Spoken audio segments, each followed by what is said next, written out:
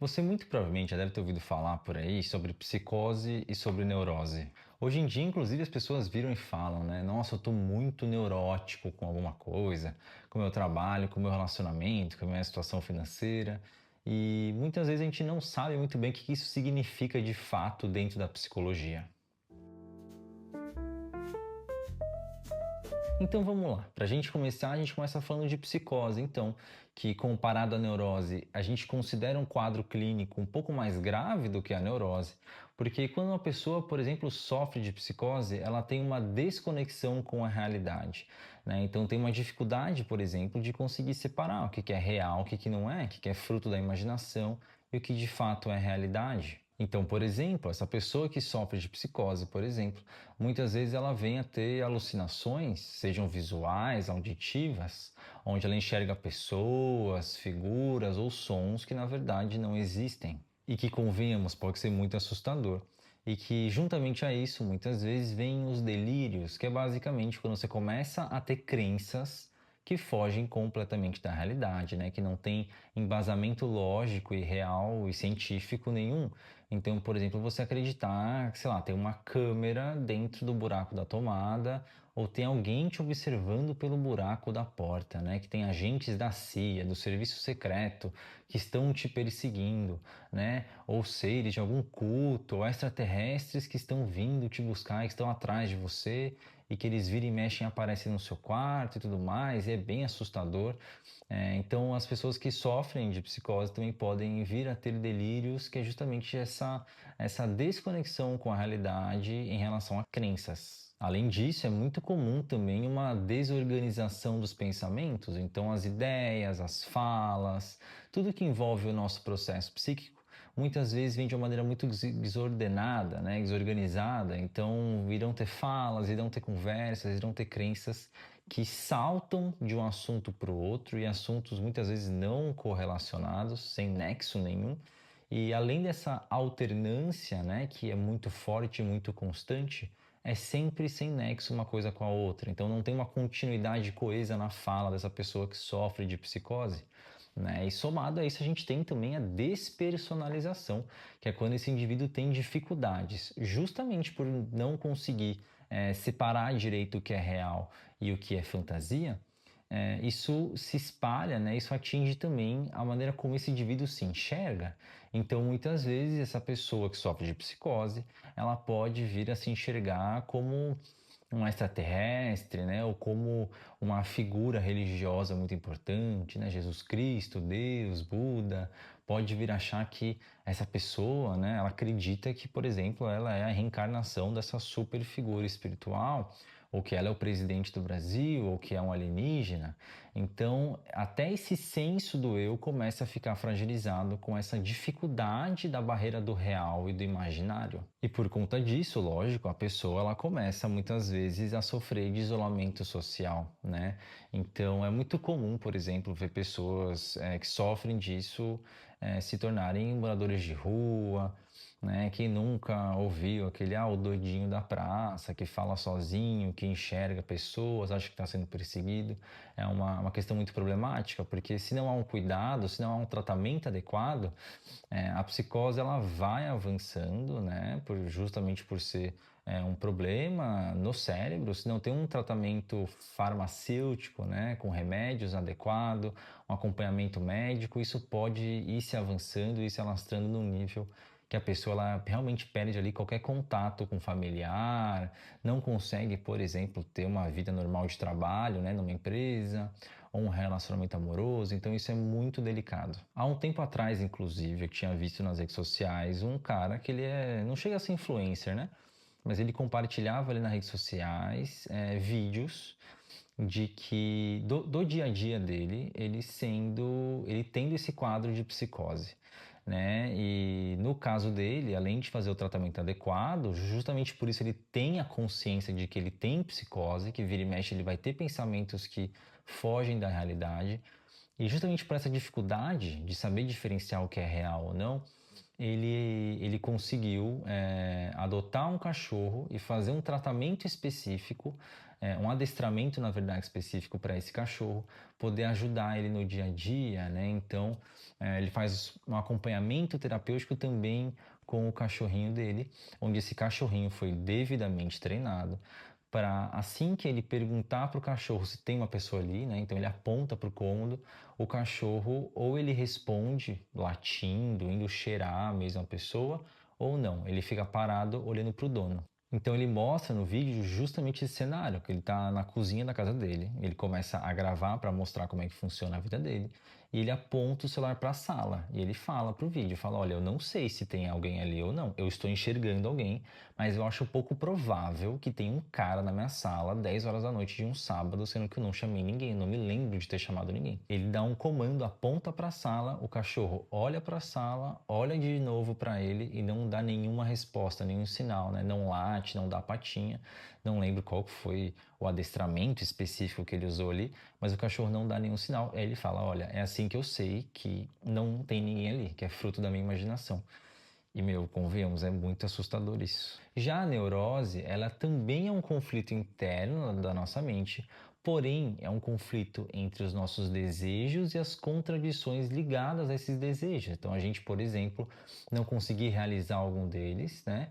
Ou também conflitos onde a gente se depara na nossa vida e que é tão difícil de processar, de digerir, que a gente acaba gerando algum tipo de neurose em cima dela. Freud classificou as neuroses em três principais tipos: a obsessiva, a fóbica e a de histeria. A primeira delas, que é a neurose obsessiva, ela é muito caracterizada pela presença de sintomas compulsivos. E basicamente essa neurose ela é caracterizada quando a nossa mente, contra a nossa vontade, ela é invadida por pensamentos, palavras, imagens. E isso, convenhamos, até um pouco louco, né? Mas faz um pouco de sentido.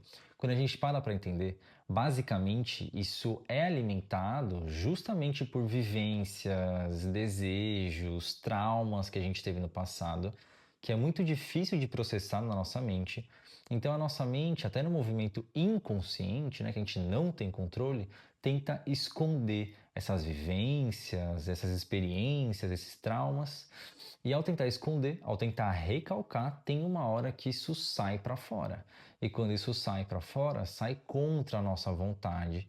E quanto mais tempo passa ali dentro e quanto mais doloroso essa lembrança, por exemplo, mais recorrente vão ser essas imagens, esses pensamentos intrusivos, compulsivos que saem para fora e podem muitas vezes sair através de símbolos, tá? Então, você teve, por exemplo, um trauma ligado, sei lá, a um assalto, por exemplo, as imagens, né, os pensamentos que irão ser compulsivos, que estarão vindo contra a sua própria vontade, pode não ser um assalto específico, mas alguma imagem, algum símbolo que se relaciona a ele para você. E é muito comum, por exemplo, perceber sintomas, né, em pessoas que sofrem da neurose obsessiva, alguns comportamentos muito intensos e exagerados. Então, lavar muito a mão, ter uma preocupação excessiva em relação à higiene, em relação à organização, às vezes, né? Algumas pessoas que começam a ter, inclusive, algumas crenças como